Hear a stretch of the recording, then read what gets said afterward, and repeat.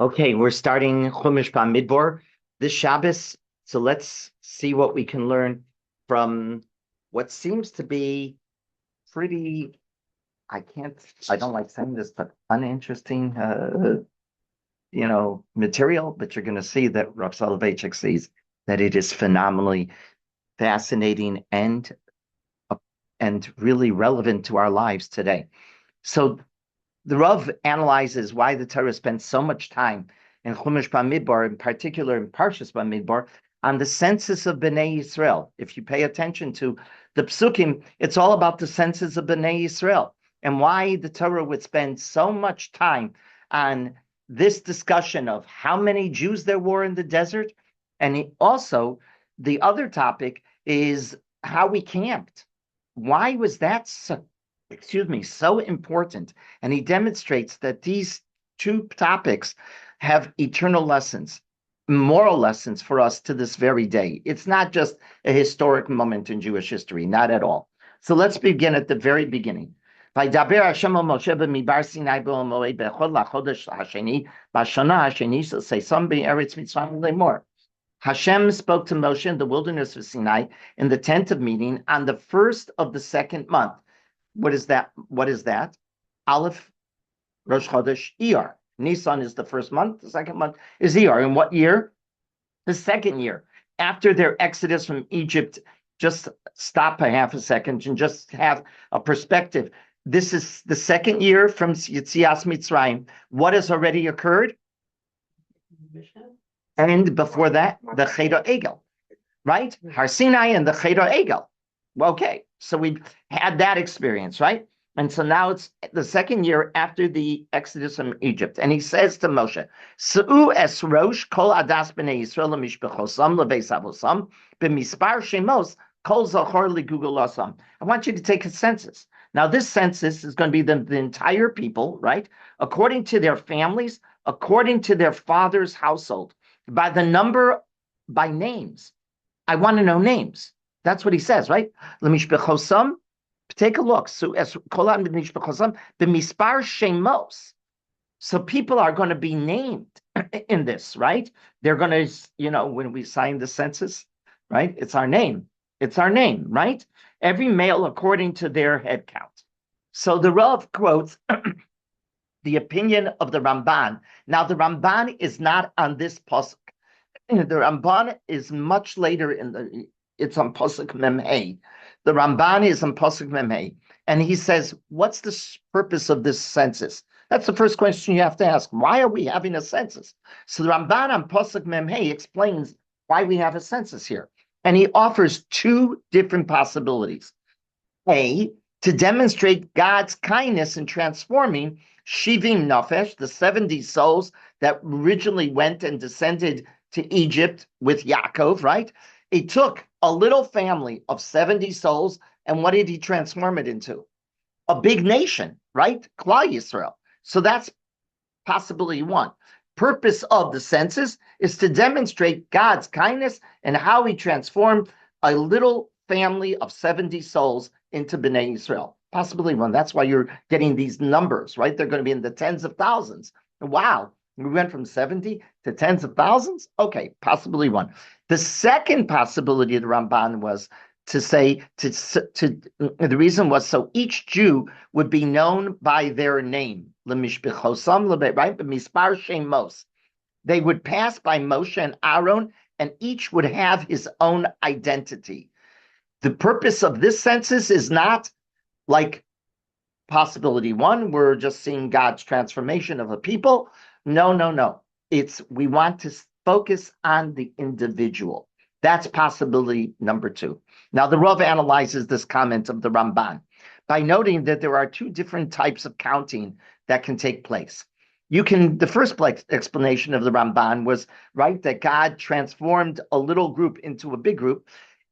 What do you care about in that kind of a census? You just care about the totality. You care about the number at the end. You don't care about anything but the number. You're interested in a total number that has to be announced. The goal is to know that number at the end of the counting. And the Rav compares it to counting money. When you count money, what are you concerned about? The total amount. How much do I have? You don't care about the coins, how many coins I have, or how many bills I have. That's not what you're interested in. When you count money, the Rav notes, you're counting for the goal. And the goal is to know how much. That's Ramban's first possibility. But the second explanation is just the opposite. You do care about the individual. You don't care about the total. The focus is the individual. That becomes what's crucial. The goal in such a sentence is to highlight the individual as being special. The Rav explains this approach of the Ramban, and I quote the Rav. The Ramban indicates that each person would pass before Moshe and Aaron.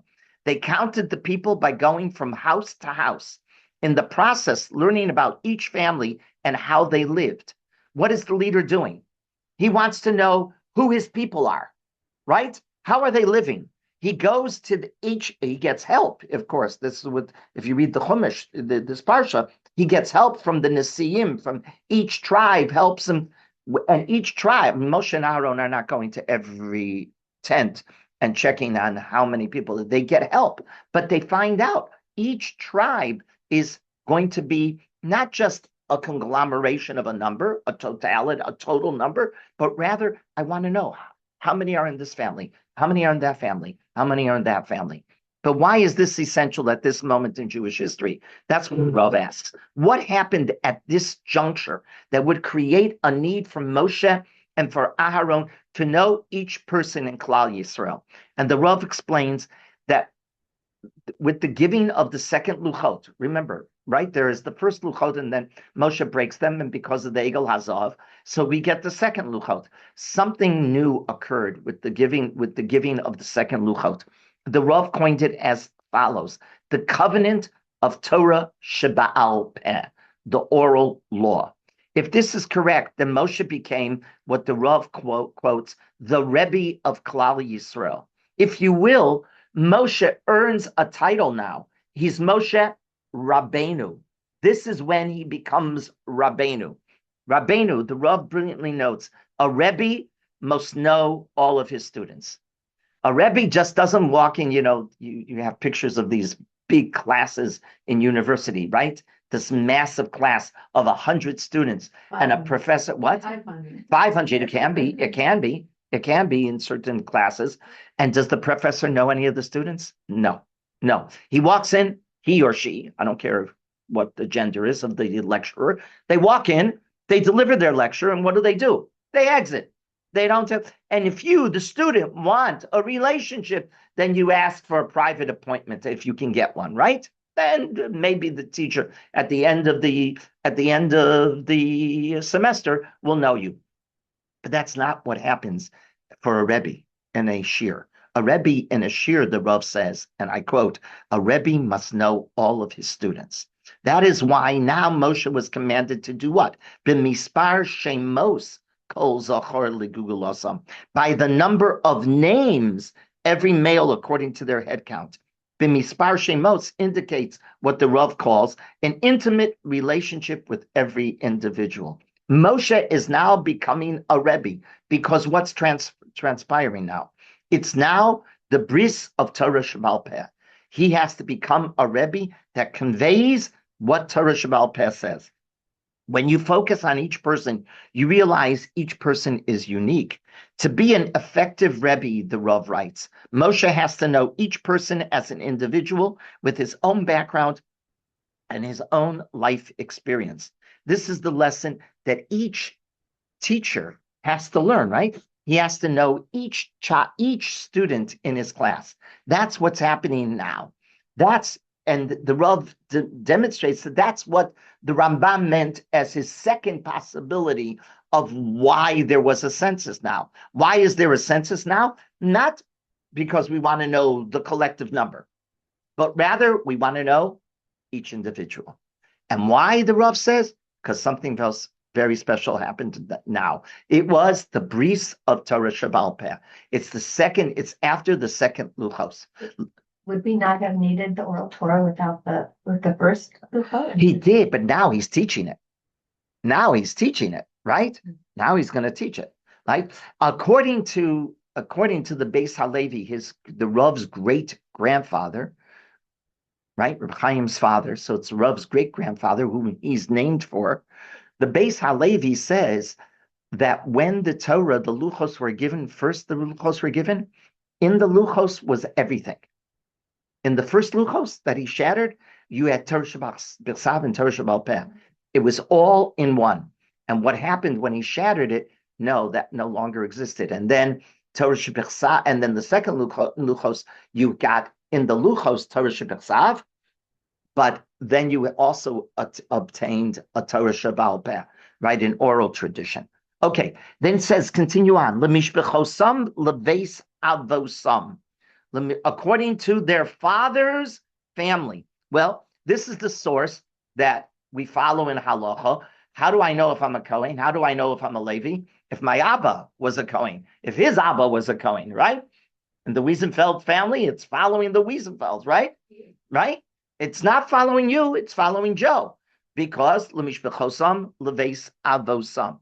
It follows the father's father. The fact that we followed the father and not the mother, the Rav noted, was ammunition for, quote unquote, the Rav called the enlightened Jews, to criticize this halacha as being a slight to women's dignity.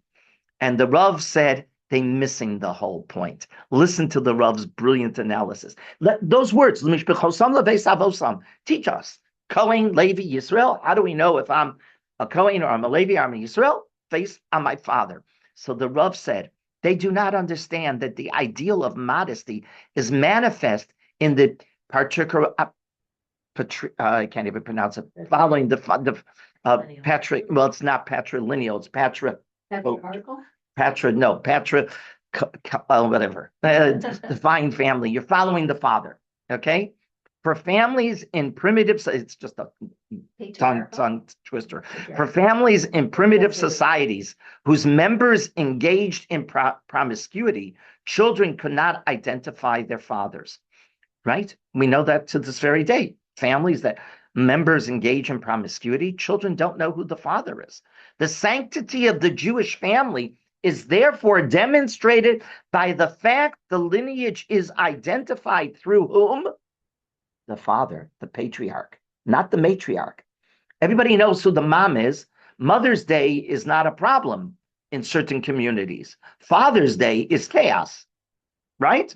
All joking aside, it's exactly what the Rav is saying. Father's Day was never a problem in the Jewish community. And he quotes the Medrash Rabbah. The Bamidbar Rabbah says the following: who can harm such a people who recognize their fathers? The Jewish people know who their fathers are because we focused on lemishbechosam leveis avosam. And those who criticize this, saying it was not dignified for the women, is nonsense. They don't get what the Torah is doing. What the Torah is doing is so important to know who we'll always know who the mother is. The father, no, lemishbechosam leveis avosam. It's the demonstration of Judaism putting its emphasis on a sense of modesty, correct? Okay, so that's how the Rav understands it. Jump to Pasuk Lamed Beis. Believe it or not, these are just really, this is the regular psukim. You can read them. How many in each tribe, etc. But go down to Pasuk Lamed Beis. Something fascinating the Rav notes. Livnei Yosef, Livnei Ephraim. How many children did Yosef have? He had 2 sons. Who was the older one? Menashe. But who's mentioned first here? Ephraim is mentioned first. But now take a look, please. Go to the end of Chumash Bamidbar, Parshas Maseh, all the way at the end of Chumash Bamidbar, chapter 34, Lamed Dalid, Psukim Chof Gimel and Chof Dalid. Lamed Dalid, Psukim Chof Gimel and Chof Dalid. It's on page 926. Livnei Yosef, Pasuk Chof Gimel. Do you have it on page 926? Yeah. You got to see this. Livnei Yosef, continue on. L'mateh v'nei Menashe nasi. And then it says, the next pasuk, U'l'mateh b'nei Ephraim. So who's mentioned in Maseh first? Menashe, right? Okay, guys, in pasuk on page, hold your hand there and go back to 728. On pasuk 728 in our parsha, Pasuk Lamed Beis. Who comes first? Ephraim, then Menashe. Hand down, turned back to 926. Who comes first? Menashe, then Ephraim. What's going on here? Why does, right? It's a good question. Why one context you have Ephraim first, then Menashe, and one, you would expect always Menashe to be the first. He is the older. Usually when you're giving a genealogy, you're going to go older to younger, right? But here in Parshas Bamidbar, in Chumash Bamidbar, Parshas Bamidbar, in this list, who goes first? Ephraim. Huh? Why is Ephraim going first here? And unlike what it should have always been, Menashe going first. Now, Menashe does get his first at the very end of Chumash Bamidbar. So the Rav points out as follows. The Ramban notes that here the Torah is focusing here in our parsha on the placement of the Shvatim and their flags in the camp and where they were positioned when they travel. The focus is on the placement of the Shvatim and their flags in the camp where they are positioned. Here the Torah mentions Ephraim first. In Maaseh, however, when the division is where the land, who got what portion in the land, where does Ephraim get his, what area of the land of Eretz Yisrael goes to Menashe, who goes to, what land goes to Ephraim? There, what happened? The division of the land, Menashe gets first. But how can we explain this understanding? So the Rav explains that it can all be understood based on the different roles that each played in their family. Ephraim played a different role than Menashe, and Menashe played a different role than Ephraim. How do I know this? The Rav takes us back to Chumash Bereshis and Rashi's on Chumash Bereshis that alludes to this very fact. If you take a look in Bereshis, Mem Gimel, Pasuk Chav Gimel, the Torah tells us, you don't have to go looking, I'll share it with you. The Torah tells us, you'll remember it. The story of the brothers standing in front of the viceroy of Egypt. Who's the viceroy? Their brother Yosef. Do they recognize Yosef? They don't. He recognizes them. So now he's going to play this game, right? That he is the viceroy and he doesn't know them. They don't know him. They're looking at him and they think he's the viceroy. How does he continue to keep that if you will, disguise that he's the viceroy and he's not their brother? What does he do? He places an interpreter between them as if he doesn't understand who they are. And he doesn't understand their language and they don't understand his language. So they need an interpreter. What does Rashi say? Who was the interpreter? Menashe. What does that tell you? Menashe's major role was, with the Rav quotes, an administrative and public responsibility role. Menashe is not the scholar. He is an administrator. That's who he is. He's a public person. When the Torah, however, recounts towards the end of Yaakov's life that Yosef needed to be informed that his father Yaakov was dying, that Yaakov became sick and he was on his deathbed, go get Yosef from the capital, Rashi says, who ran to go get Yosef? Ephraim.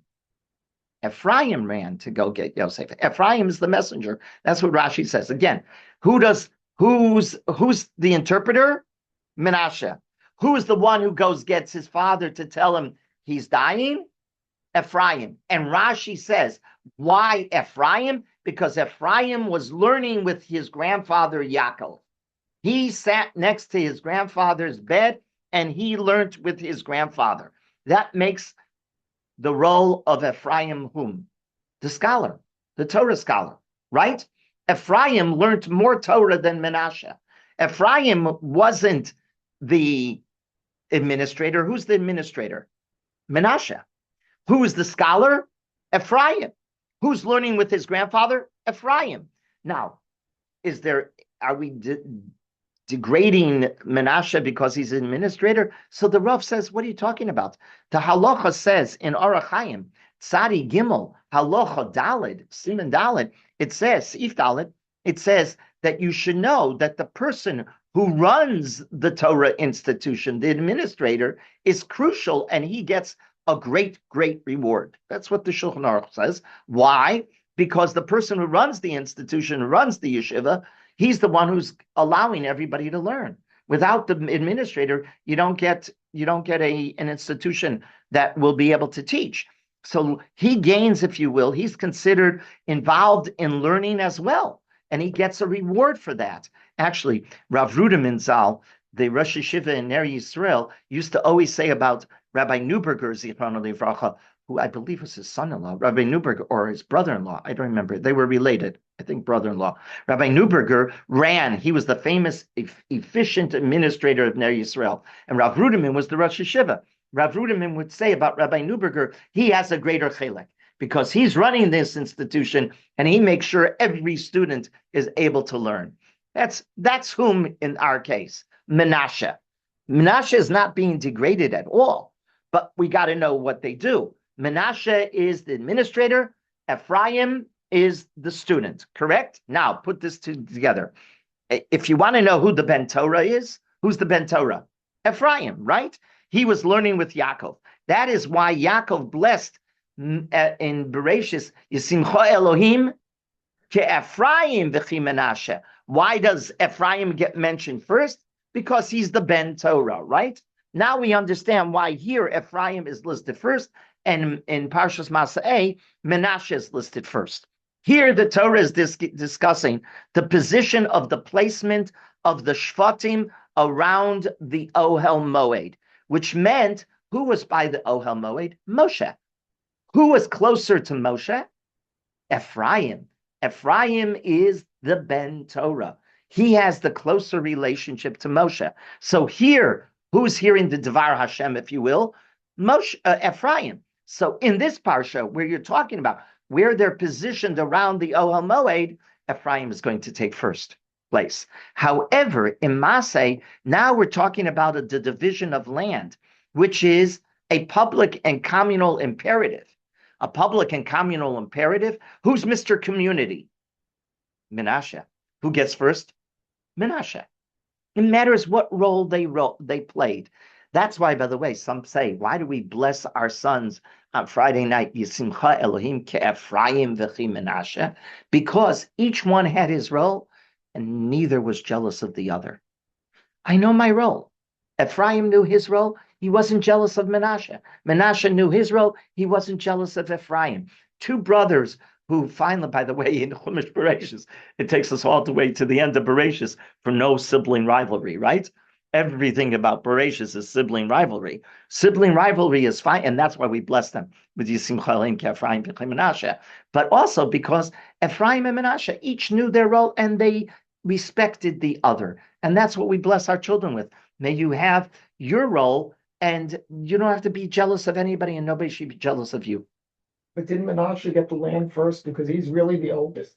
Menashe does get the land, yes, first. Yeah, he is the oldest, but he gets the land because when it comes to the land, that's a communal issue. That's the Rav's insight. That's a communal issue. That's why sometimes you get Ephraim first, right? Why you get Ephraim first, and that's how the Rav explains it so beautifully. Are we blessing with the kids because we want them, the Torah scholarship is high? Ephraim v'chi Menashe, yeah, the Rav says, yeah, that you do want your child to be a Ben Torah, 100%, 100%. But not every kid is going to be a brilliant Talmud Chacham that's going to be a Rosh Yeshiva. Okay, that's fine, right? Okay, now jump to Pasuk Nun.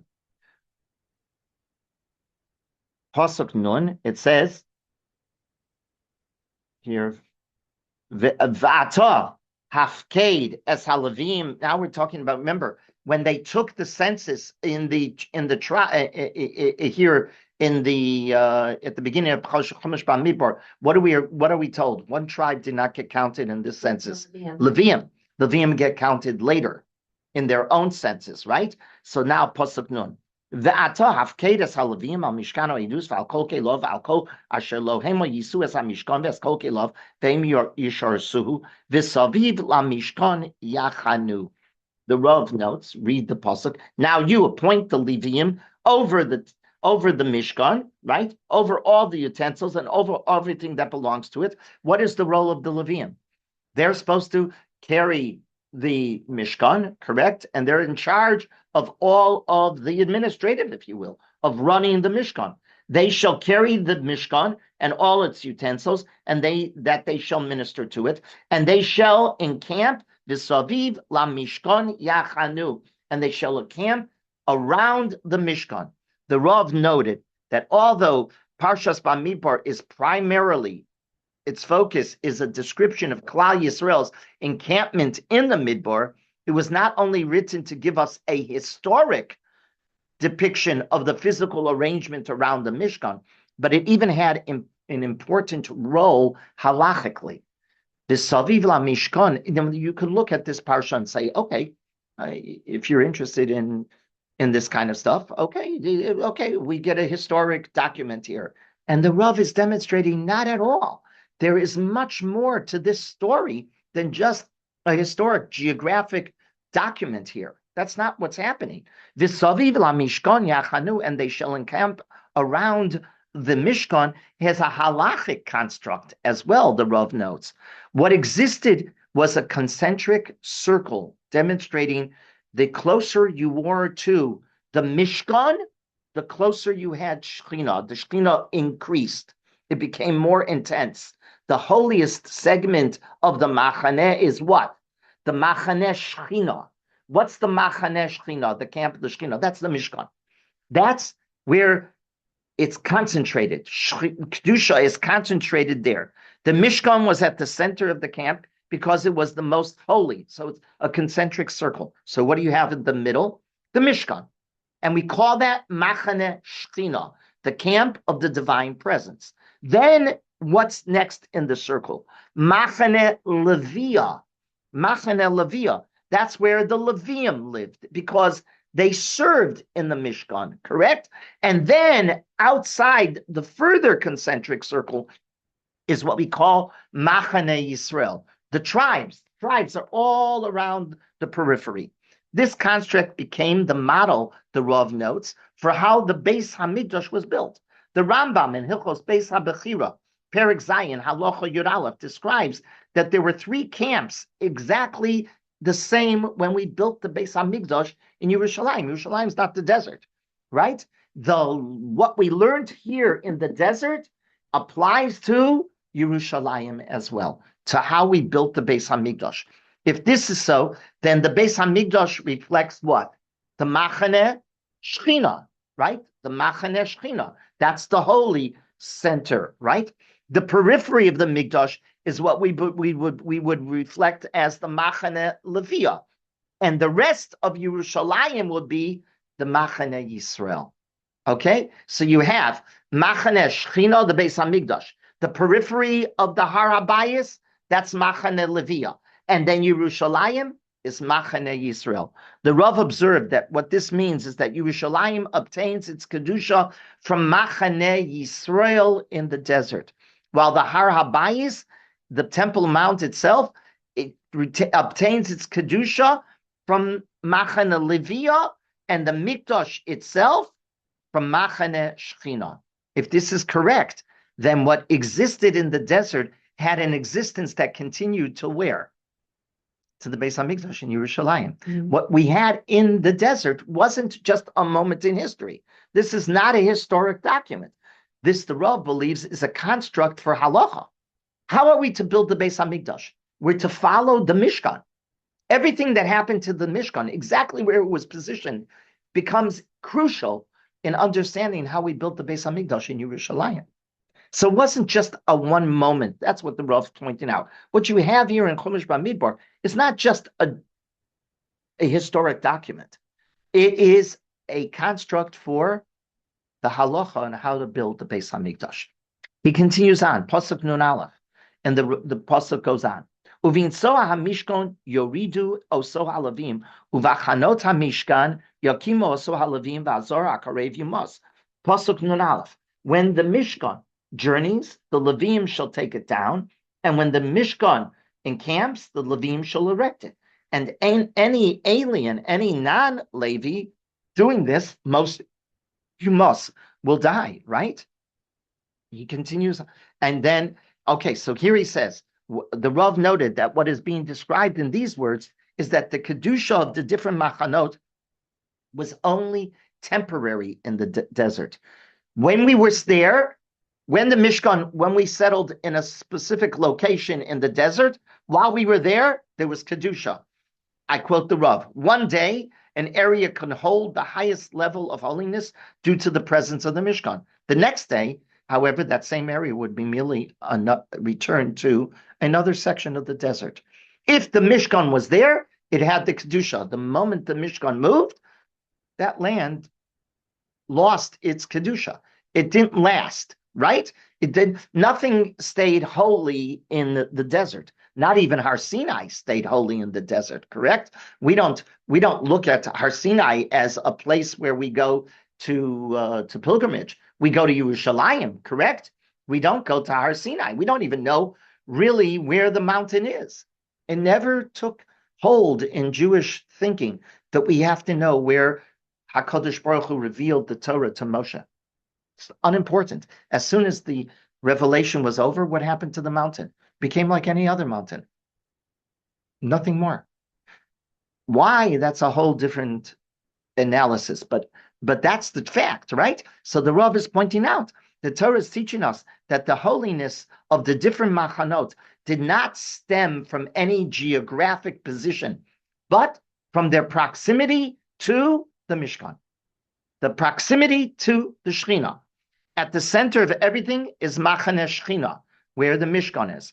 And then you go out, Leviah and Machane Yisrael. That's the Kedusha that the desert taught us, and it applies to Yerushalayim as well. But with Yerushalayim, that the sanctity is still there, even if the big Yes. is not there. So it's different. The Rambam says the Aron is still in Yerushalayim. The Aron is buried underground. The Aron never left the Har HaBayis.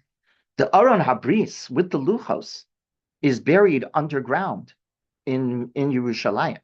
On Har HaBayis, one of still contains Shekhinah. You know, this whole debate, can you go up to Har HaBayis or not? The Rabbanut says don't go. And Rav Soloveitchik says, Rav Shechter says, the Rabbanut says don't go, you don't go. They're the Marad Asra of Eretz Yisrael. Their arguments we know where to walk. We know where to walk, and we won't be in any problem. It's a big. That's a whole debate. Rav Shechter is strict about this, not to go up to the Har HaBayis because of another concern. The Rabbanut has to. And by the way, it goes back to Rav Kook, and before that, the Rabbanut always said, "Don't go up to the Har HaBayis." They said, "Don't go up to the Har HaBayis, even if you go to the mikveh beforehand. Don't go. We're not sure. We're not exactly sure. And who knows what happens? You're going to go where you don't belong. You're Tomei. You can't go up on the Har HaBayis. It's a big hate to do that. It's a big sin. So okay, but the Kedah happened there, and then Yaakov also said too. It did the place itself, even before the tablets, had a inherent holiness. 100%. Why does so? That's the answer to the question I asked before. Why is Har Sinai unimportant to us? Because we did nothing to get it. We just stood there. HaKadosh Baruch Hu did everything. Kedusha comes from a partnership with man and God. That which retains Kedusha is only when we act. What happened at Har HaBayis? The Akedah, right? Har HaBayis, Yaakov, exactly. Human beings partnered with God there. Oh, human beings partnered with God? That's why the Shekhinah never leaves Yerushalayim. The Shekhinah leaves there once the Shekhinah, it was all by itself. We did nothing. What did we do at Har Sinai? We stood. And HaKadosh Baruch Hu did everything. Oh, HaKadosh Baruch Hu did everything. The Shekhinah, as soon as he parted, the Shekhinah parts, right? That's the difference between Har HaBayis and Har Sinai. Okay, now continue on to the next pasuk. Pasuk nun beis. Ish al machaneu v'ish al diglo. Take a look. V'chanu b'nei Yisrael ish al machaneh v'ish al digol letzivosam. Pasuk 52. The children of Israel shall encamp, every man at his camp, every man at his banner, according to their legions. What's going on here? Each man his own camp, each man by his division. And the Rav says, again, Are you just being taught geography and history here? Not at all. There is something crucial morally in that puzzle. Ish al machaneu v'ish al diglo. The Rav noted that the Torah spends a great deal of time discussing the exact demarcations and boundaries of the various camps and where precisely each shevet lived. Do you know why? For a moral reason. What's the moral? What's morality being taught here? That every human being is different. Every human being. Here, the Rav argues that the Torah didn't give us a geography or history lesson. Rather, there was a moral lesson being taught. The Rav noted that just like the Torah prohibits graphing plants with each other in the botanical world, right? So that each plant should be recognized as a separate and unique gift from God. Why is graphing inappropriate? Because God created each species by itself and recognized that that in its own right is a gift from God. So too, he says, each person has his own talents and his own role in society. Respecting the Torah is going out of its way to demarcate exactly where this shevet was positioned, and this shevet was positioned, and this shevet was positioned. And all of these halachos pertaining to how the machaneh was set up, he says, it's to teach us that we respect each individual for his or her unique gifts that the Almighty gave us. Each individual must play his or her specific role, and that is the most central idea being projected, and it must be protected at all times. And I quote the Rav, some people delude themselves into thinking their abilities are endless. There are some people that have this unbelievable thinking that they're God's gift to humanity and nobody is like them, right? Some people believe their abilities are endless, while others are at the opposite. Isn't it true? They are so self-effacing that they believe they can accomplish nothing. You have both extremes. God wanted every Jew, the Rav says, through this lesson, to realize where his or her strengths and weaknesses lie. Each of us by his own camp, each of us by his own division, meaning each of us has what to contribute. Don't put yourself down and don't inflate yourself. You have your role and the other person has their role. Just play that role. You focus on your weaknesses and your strengths. Strengthen your strengths, your abilities, and don't focus on the weaknesses. Know them. That's all. Know who you are. That's what this morally is teaching us. It's not just a lesson in geography, a lesson in history. And that's how the Rav understands this parsha, this beginning of this parsha. Because to be honest, without the Rav's insights, it's pretty boring. Do I need to know all of these details? Oh, the machaneh was here and this was there. No, there's a moral lesson being taught. Okay? That's what the parsha is again. So just to review, the Rav wanted to know at the very beginning of this parsha, what happened differently that suddenly the count, first of all, why is there a count? Why is there a census? So the Ramban gave us two reasons, right? Either to show God's chesed to us in transforming a little family into a big hundreds of thousands of people into a nation, taking a little family and turning them into a nation. Perhaps that's one. But if that's the case, what do you need? You just need the total number. That's all. And also that was given earlier. And that was given earlier. And so what happened here? There's another reason the Ramban says, and that is to teach us what's each individual counts. Each individual counts. And here, how did they count? By name. By name, right? Shmosam. The names were important. And the Rav says, what happened here that names were so important? Remember, this is the second year of Yitzias, the second year after Yitzias Mitzrayim, right? A year later after Yitzias Mitzrayim, after the Chet Egel, after Har Sinai, it's the first day of Rosh Chodesh Iyar. He's told, count. What's counting? And it's a different counting. And so the Rav answers, why? Why is this different? Because with the Chet Egel and the second Luchos, something else happened. The Bris Shel Torah Shebal Peh.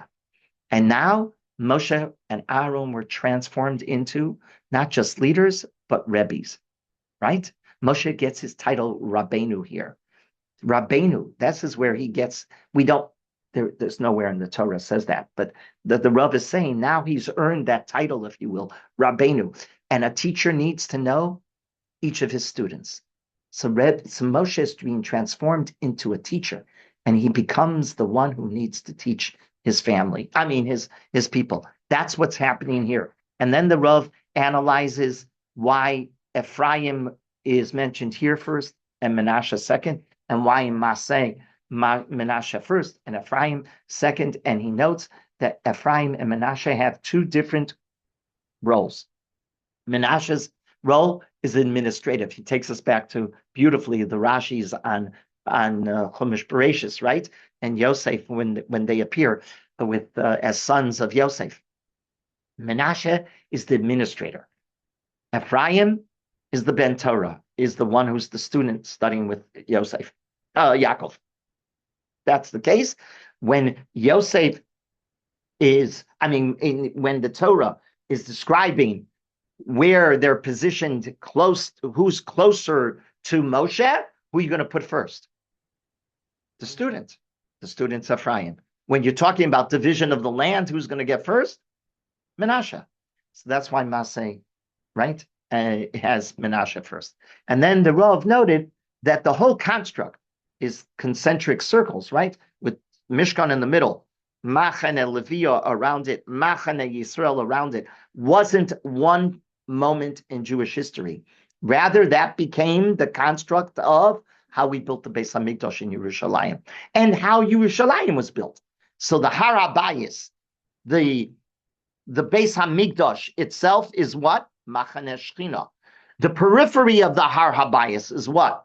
Machane Leviah, right? And outside in the city of Yerushalayim is Machane Yisrael.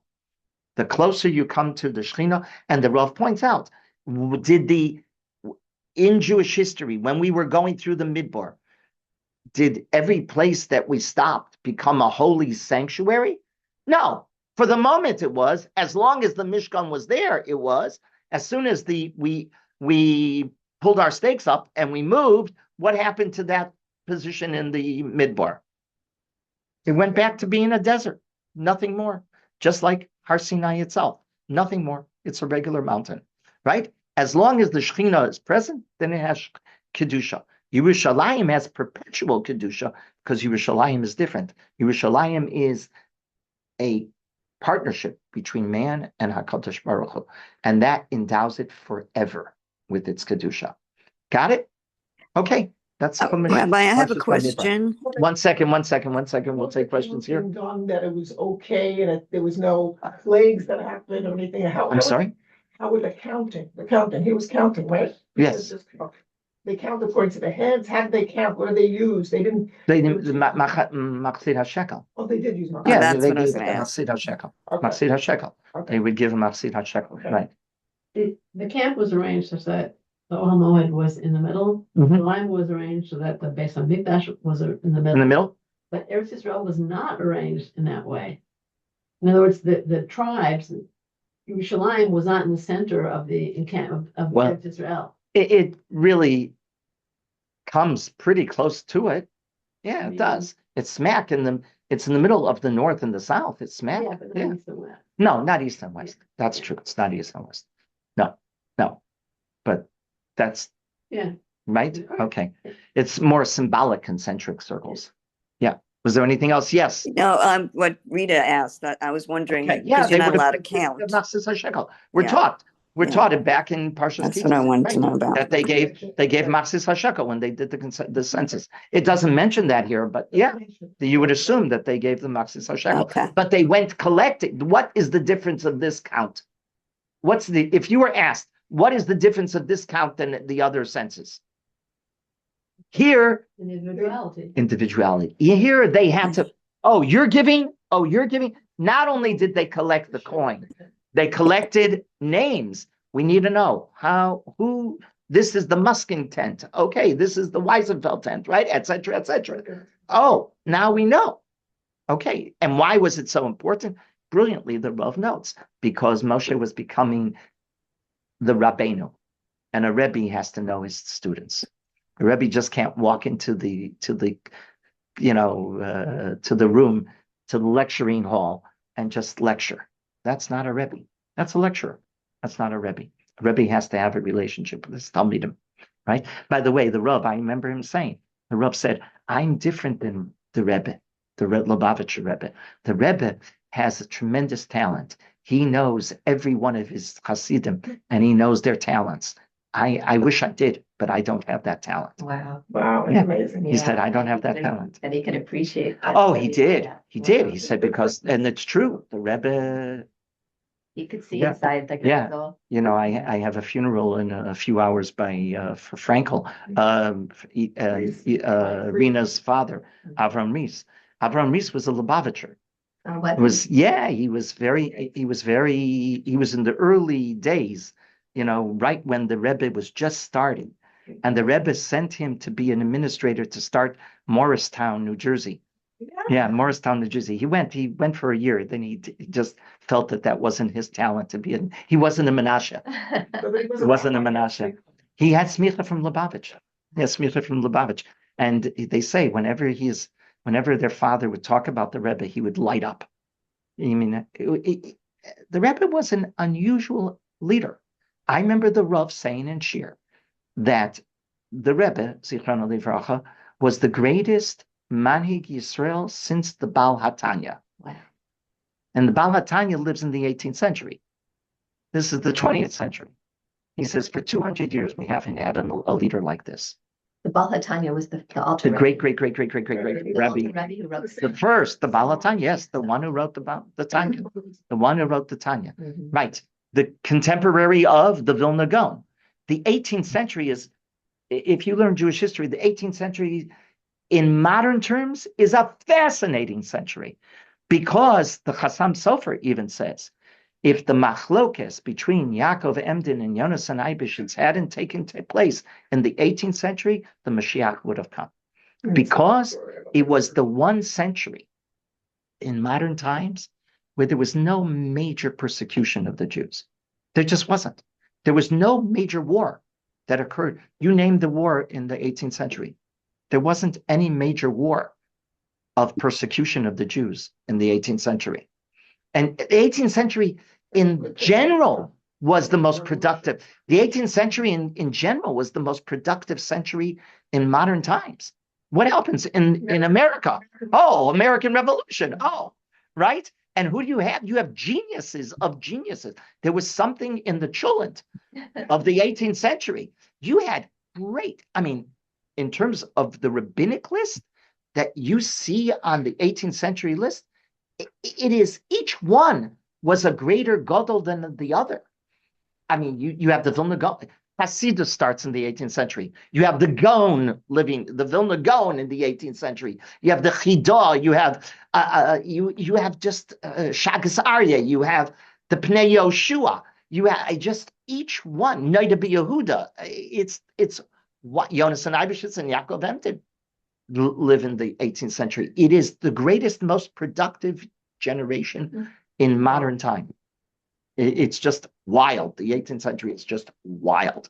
But and in the world, Voltaire, Jefferson, right, et cetera, et cetera. You have great something about it. And just a person who wasn't on the level of Yaakov Emden, of all of these Gedolim, but Moshe Mendelssohn lives in the 18th century. Right? And he was no slouch. Right? He was no slouch. So you have an unbelievable century there. Okay, we'll pick up. Oh, no, next week. No, I'll let you know when the next year is. Okay, we'll hold on. Thank you, Rabbi. Next week is right before Shavuos. And clause match, etc. Okay, we'll Thank you, pick up Rabbi. It after. was Thank great. you. Thank you. Okay, everybody should have a good day. You were talking about